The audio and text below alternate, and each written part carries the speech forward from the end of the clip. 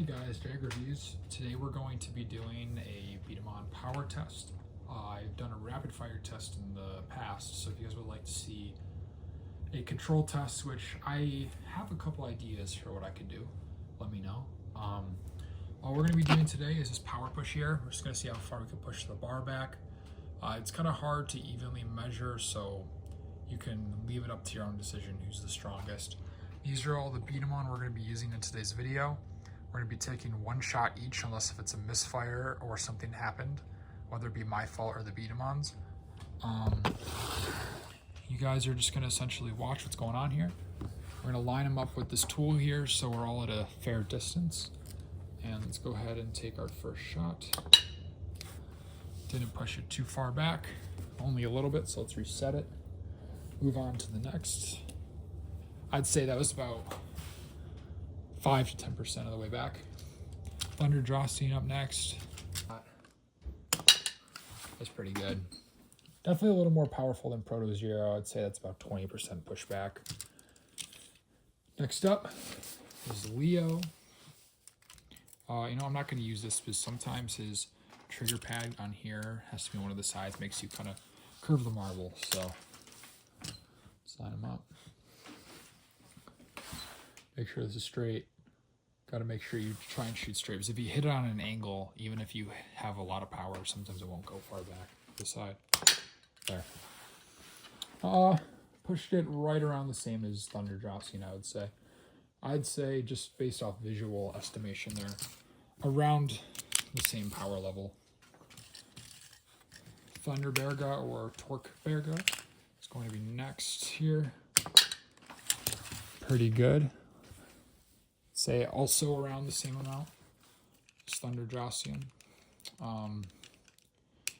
Sometimes you'll get different results depending on how you hit it, but it's really hard to accurately choose. Let's put his horns down.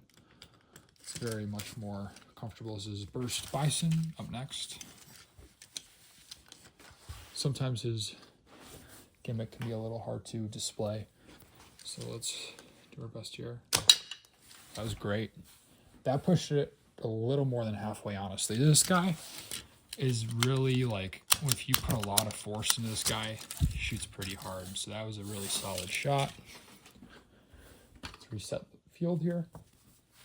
Up next is Twin Jaizeros. He shoots 2 marbles, which is actually, in my opinion, a disadvantage. But let's get him lined up here. Pretty good shot. It's around the same distance as Bison, I would say. Let's reset that there. Put him off to the side. Next up is Dragold. We're going to be throwing him in power mode.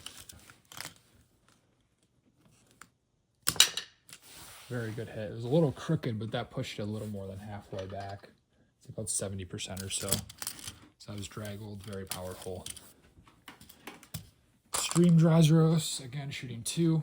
We are on to Fire Blast now, so we are going to be using the Emblem Charge system. So let's put his wings in Emblem Charge mode here. It's shooting right over the top of it. His Emblem Charge is pretty powerful. That probably easily would push it back just as far as Dragold, if I'm being honest with you. So that was a pretty solid performance there. Next up, Drive Garu Burn. This is just as powerful as normal Garu Burn, but he's currently on the body of Ultimate Drive Garu Burn, because I think it looks better.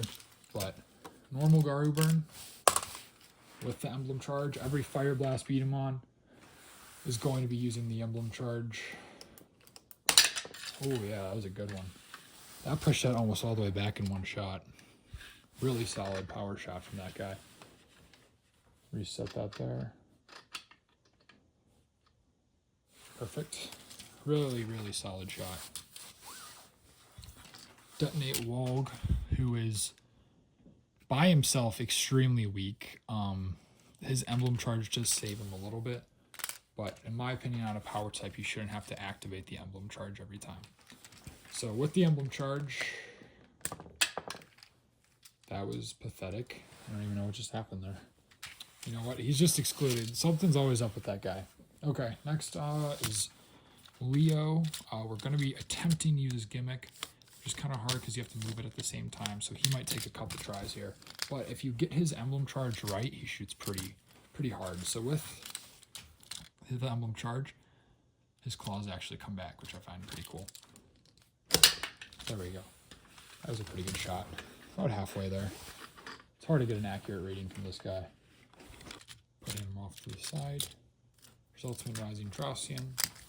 We're going to be using the double emblem charge, which is feet pieces and arm pieces. There we go. Saw the drive shot a little there. Pushed it almost all the way. And I did reset it before that shot.